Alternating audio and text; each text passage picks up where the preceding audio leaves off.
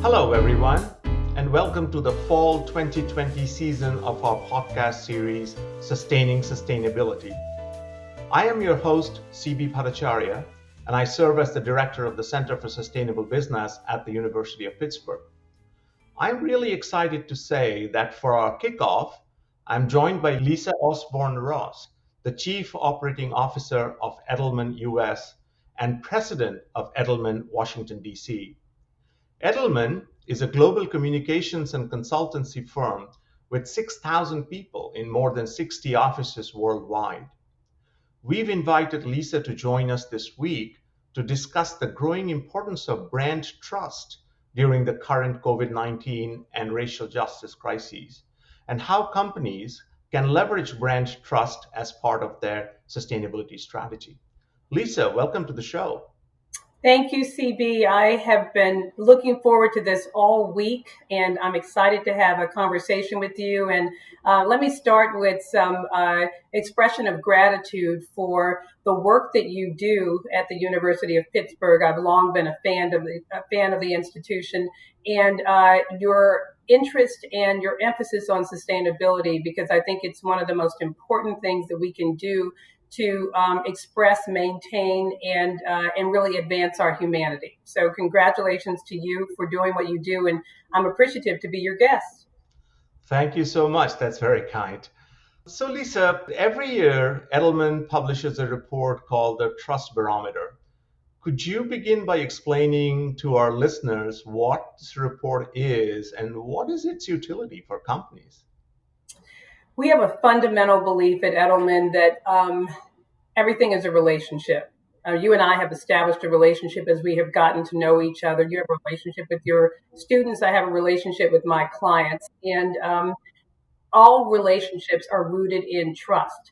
Do I trust you to do what you say you're going to do? Do I trust that your beliefs are valid and that they're solid and that they are measurable? So we created this trust barometer because we believe, again, trust is at the root of all positive intent. And the trust barometer, and we are in our 20th year, of which we're very proud, looks at what is a global audience's trust in 4 institutions: nonprofits, business, government, and media.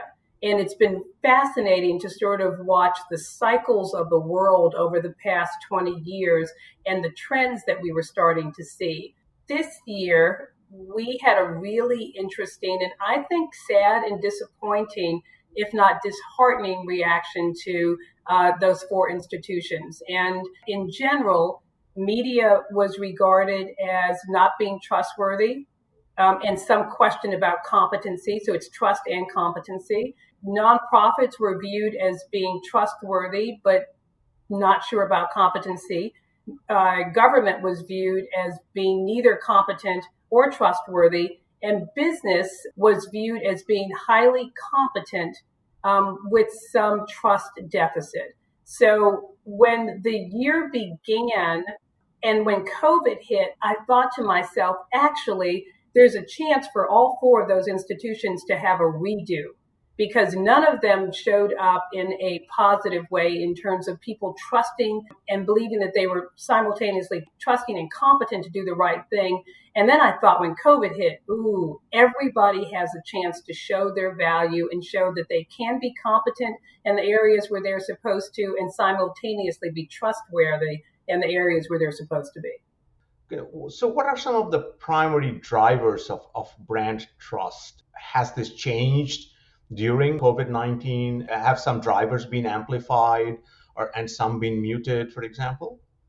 The key drivers are, sometimes we make a mistake of making things too complicated. Trust is just like any relationship. So do I believe that you will do what you say you're going to do, how you say you're going to do it? And the biggest driver right now is, and do I believe that you will do it with purpose? Like, and purpose means you're looking at the world and how you can improve it, how you can have a positive impact on the world in your business, in your government, in your nonprofit, as media. So the drivers that we have seen that have changed over time is a demand that you operate with purpose. I couldn't help but be moved by the commencement speech that Chadwick Boseman delivered at his alma mater, Howard University. He was also a client of ours. I'm very proud to say that. And he talked about, and he challenged the students to choose jobs with purpose. And purpose is the biggest driver for trust right now.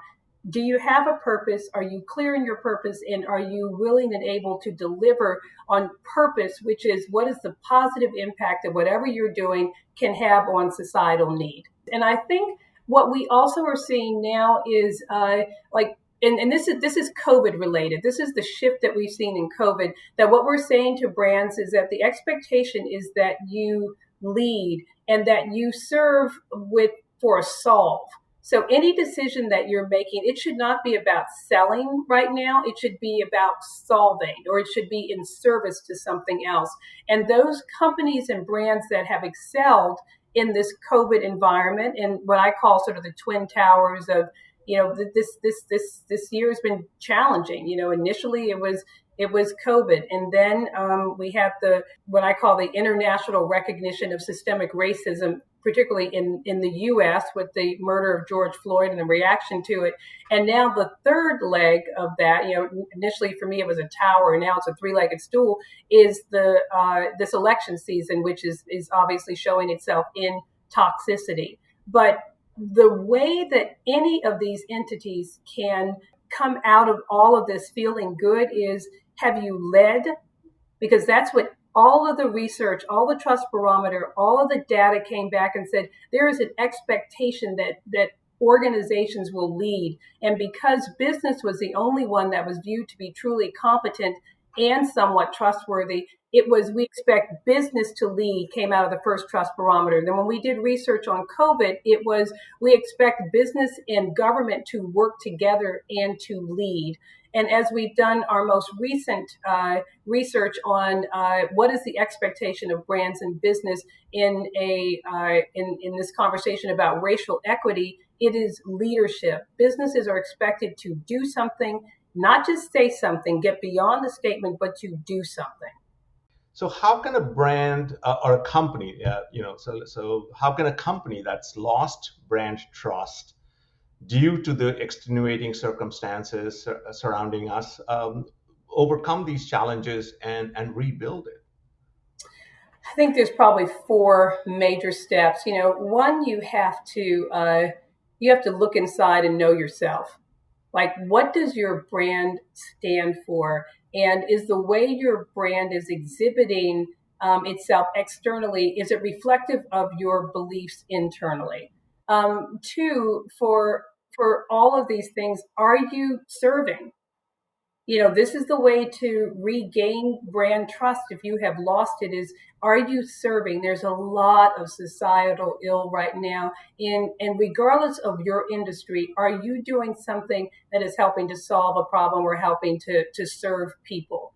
And those are really the things that brands are called to do. And are you leading? Are you not just having a conversation within your boardroom, but are you externally leading? Are you taking actions, and are you encouraging others to take actions that lead to what I've said, either a solve or a service? Those are the things that brands can do. But first, you've got to know yourself. You have to be clear on your purpose, and then you have to put resources and talent around that so that you can execute accordingly. So the 2020 Trust Barometer report pointed out that ethical drivers are 3 times more important to company trust than competence. So how does environmental and social sustainability tie into this discussion of trust? I think it's the root of it. I think it is the absolute root of it. And again, that's why I was so pleased at the portfolio that you and others are leading in terms of sustainability. I think that is our natural responsibility. And I think that trust drivers are rooted in, what are you doing to care for our country? What are you doing to care for our world as we know it? Because all of these conversations are lofty if we don't have a place to have them. And the sustainability efforts to care for it's our cocoon, it's the nest, it's the egg in which we are born. And anyone who doesn't take responsibility for the world as we know it, and I'm not talking about the social issues, but I'm talking about just being present here physically and making sure that we have clean air and making sure that our water is available and accessible and making sure that we respect Mother Earth. That's a basic. That is like that you set the table with that. And I don't think we have that conversation enough that if you don't have respect for the place that you are, how can you have respect for people? How can you have respect for principles? How can you have respect for other people's values if you don't have that basic respect for us, for where we live and how we live? So one of the things that I have observed just from the news lately is that, employees are kind of butting heads sometimes against employers in this time because there's so much unknown about getting back to work and all of that in these times. Could you just give us a little bit of insight into that stakeholder group, the employees? What are employees asking of their employers right now? They're asking for honesty. They're asking for guidance. They're asking for leadership. They're asking for truth. What I didn't say they are asking for, which I'm sure is incumbent, is are there jobs? But what we have found is that if employers are honest and forthright and lead, they can maintain the trust of their employees. And I think, as has been reported and discussed numerous times, the interesting part about COVID, one of the many interesting parts about COVID, is the way it has exposed our have and our have-nots. I've said within our own company when we began this COVID journey that we, Edelman, would be defined, we would determine our success on A, were we there for our clients? Were we there for our colleagues? Were we there for each other? And were we there for our community? And if we can say that we were there for all three, then I will look at this period as a period of growth. But it is also very clearly revealed there are people who are having the time of their life. They're working from home. Their schedules may not be as challenging. They don't have the commute that they had before. And it's been really good for them. There are people who are working from home, but they're caregiving. They have children or they have elderly parents. And so their ability to work from home has been really, really difficult. And then we have people who haven't been able to work. Their industries have been completely decimated by all of this. And so I often say that we have to live a life of grace and gratitude and recognize that even if something is going well for you, and for some people this has not been terribly disruptive, or the disruptions have been welcome changes, but there are so many people for whom this has been devastating. And we have to operate with grace and gratitude for whatever we have, and grace for understanding that even if it's working for you, it is devastating for others. What is one piece of advice you want companies to take away when it comes to brand trust during COVID-19? They're intertwined. They have to listen to their employees and to their customer base and their stakeholders, and they have to lead.